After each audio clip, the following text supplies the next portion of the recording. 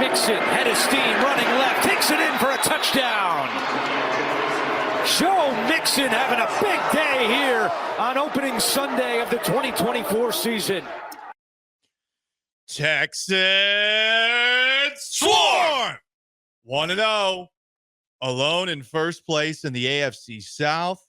Good afternoon. It is Galan and George on Monday, September 9th, 2024.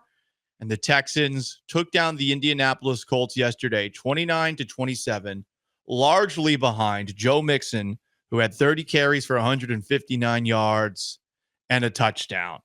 First place in the AFC South. That's good. A win. Also good. And yet, they got lucky yesterday. They got lucky. If they were playing a big boy team, they would have lost yesterday. And while I'm happy they won, and it's great that they got a division win, based off of all the hype that they've gotten this offseason, don't we have to raise our level of expectations? And winning a game by 2 points against a quarterback that is very inaccurate is still a win, but it's going to need to be better if they want to win against the big boys. Because if they played against the big boys, if they played those two teams who played on Thursday night, if they played one of those teams who played last night or on Friday night, they would have lost. You know, it's funny to think about this game, and from that perspective, Paul, is Anthony Richardson gave you a little bit of everything in this game. Like, he had big boy throws because he's got a cannon. He was just letting those things rip down the field. So you're right, where there is a but to this. You know, there is a yes, they won, but they could have easily lost this game. They could have. And the Mixon, I think, was fitting to start the show with, because of all the things that happened in this game. That was the most, I don't know, surprising, pleasant, just awesome to see. But yeah, you're right. They got a little bit lucky in this game. Some bad decisions from the coaching staff, some weird decisions from the coaching staff throughout this game. So I'm with you. There's definitely a but to this week one victory for the Texans. I need more. That's all I'm saying. Not poo-pooing it. A win is a win in this league, but we should have no kid gloves on anymore when we're talking about this team. Last year was a lot of fun. We had very low expectations, and they exceeded all of them. But we have higher expectations this year.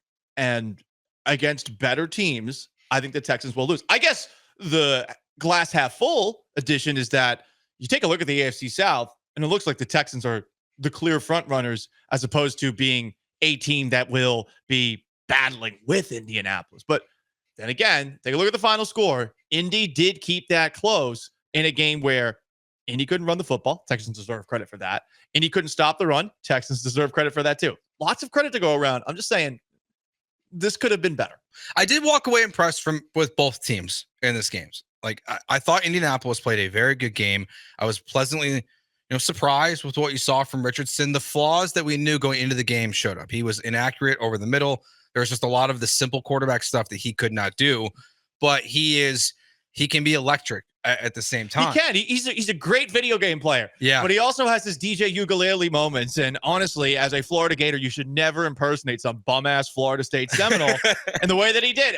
Look, Richardson missed a couple of touchdown passes, and that interception that he threw to Kalen Bullock in the red zone, that was on an overthrow. We can talk all we want about how bad that field was, and it was a terrible field and how much of a factor it had on the game. But it equally impacted the Texans and the Colts. Anthony Richardson, man, he is very, very inaccurate. Is that going to get better? I don't know. Not that much experience playing as a quarterback over these last couple of years. But these are just things that are in the back of my mind. Sorry I'm not coming in here, with the Texans starter jacket on, with some Battle Red sunglasses, with my helmet on, or any of the costumes. No, this is a business as usual win, and it could have been a better one. I give them a lot of credit for some of the things that they did along the way. But they just got to know in the back of their mind that this was a game that they could have lost. This is not something to be celebrating about. This is one to look at the film, study it intently, and make sure that against Chicago Sunday night, that you've cleaned up a lot of these issues in a game that had some hiccups. Yeah, what we saw yesterday in the NFL was that this was the first preseason game of the year. This was the first time that you had really all your guys in action. Of course, you get the false start from Laramie Tunsil. Shocker. Mm-hmm. The start early in the game. That's like when you really knew football was back. When they threw the flag and they called it on Laramie. But I think I'm with you 100% on this take, Paul, because the expectations are higher. If you look at the video that our social media person Sam put together on Friday, Sam, the social media savant, of all of our predictions at the station, every single host and producer that was in the video had 10 or 11 wins, and about half of us had them going to the AFC Championship. I know. It made me want to walk it back a little bit. I know. But I thought this time I was going to be on an island again as the hype man. Nope. And now we're all picking it? Oh, yeah. Boy. I think I was like the first person to record, and I was like, I'm going to be the only one that says this. And then the video started going. I was like, okay, like we're all pretty much in the same boat. But that goes to what you're saying. The expectations have been raised. The expectations that you won is that you were going to win this game. You did it. The expectation on Sunday Night Football is that you're going to win by double digits. You should. The expectation for this team is that when you get to that tough stretch, with the Dolphins, the Ravens, and the Chiefs, is that you're going to win at least 2 of those games, because that is the expectations that the front office, the players, the fans, the media should all have on this team. So yes, yesterday was a win as you expected. There are flaws in the game, but there's still so much. There was a lot of positive for sure. Yeah. And 100%. I know we want to talk about the positive after a victory. Somebody texted in, I believe this is from the 832. Guys, a win is a win. It's a division rival on the road with a payback element attached. Sure, but this is a team that is not standing in the way of you going further than you've ever gone before. Getting to all of those AFC Championship game appearance predictions that half of the station had. I mean, Sean's the measured one in the room here. Sean said divisional round and done, like the Texans always soft. I believe in certain elements of Texans football, and one of those is losing in the divisional round. If they played like that against a team better than them, they would have lost. This is not me saying, oh, fire everybody. CJ Stroud's a bum. No, I'm not saying that. I'm just saying you got to raise the level of expectations for this team. And what they did on Sunday, it was a win. And a win is a win, but it could have been better. And if they played against a better team, they would have lost. It was fitting that we wore suits on Friday. Well, you wore a suit. Joe was in his pajamas at home. No show, Joe. That's fake news. I was getting major work done. Okay, it was major work done on a beach somewhere, and drilling my mouth away. Yeah. But it was a business-like win for the Texans, where they did what they had to do to win. And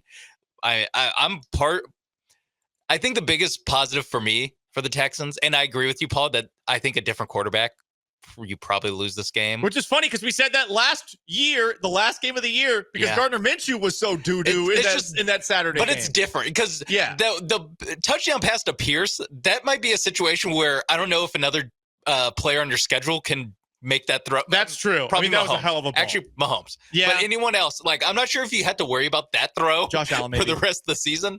But I think that all the intermediate stuff, you probably lose with a more accurate quarterback. But on the flip side, on offense, our biggest question mark for this team was the biggest strength. And that's kind of what really good teams do, is they'll find if there needs to be a game where they rush for 5 yards per carry 30 times a game, they can do that. We all came into the year and came into this game thinking it'll be the wide receivers that make the difference. And they did. They made some big plays themselves. But really, what ultimately won them this game was Joe Mixon, of all people.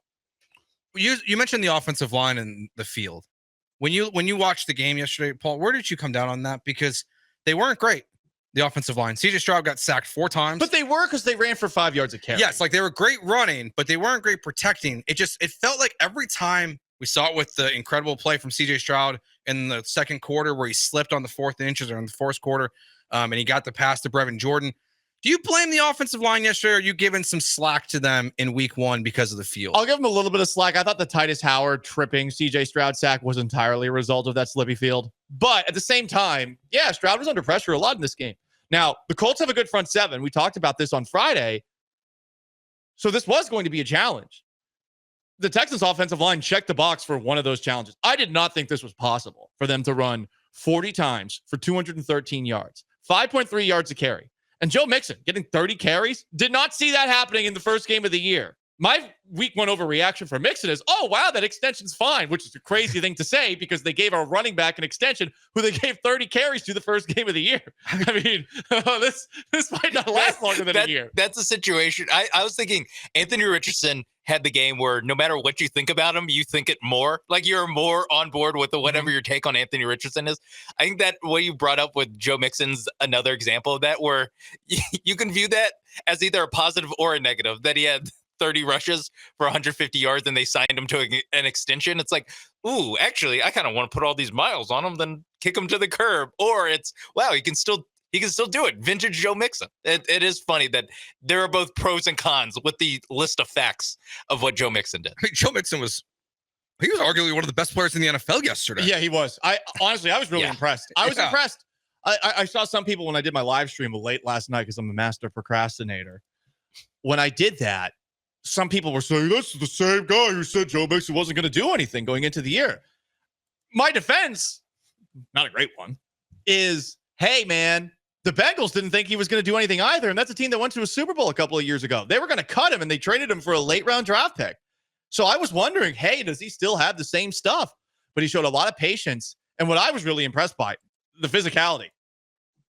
And, I mean, you know, he became infamous for his physicality back in the day. Changed man, better guy now, but very physical in this game, putting a shoulder into people, stiff-arming people.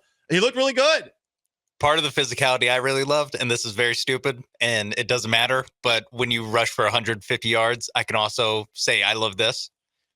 I like the no gloves look. If you're gonna run the ball and you're just gonna leave, it adds to the element of physicality. Is that, hey, listen, our running back's not even gonna wear gloves, and we're gonna hand it to him 30 times. I think it also helped that if you notice towards the end of the game that he had like paint marks.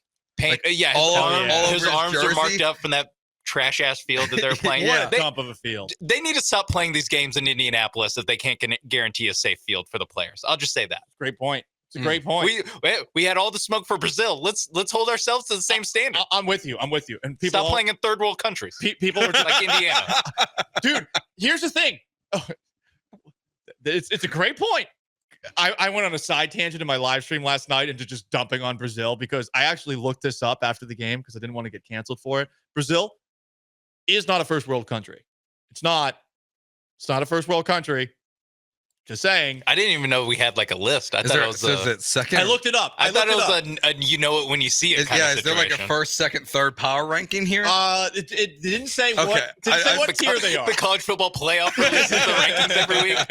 It didn't say what tier they were. The AP has said that Brazil is a low on the coaches poll, second tier country. But to your point about that field on Friday, you're right. That field yesterday was atrocious, and I mean, what are you doing? Putting this new field in for week 1 of the regular season. Why don't you do it in the preseason so you can figure out what's good and what isn't? I don't know. These billionaires, I get it. They're caring about the profits more than they're caring about the product because they know everyone's going to watch the product no matter what. But you're going to get guys getting hurt all year long if that's the kind of field that you're playing on. A field should not be slippery. Just a thought. Anyway,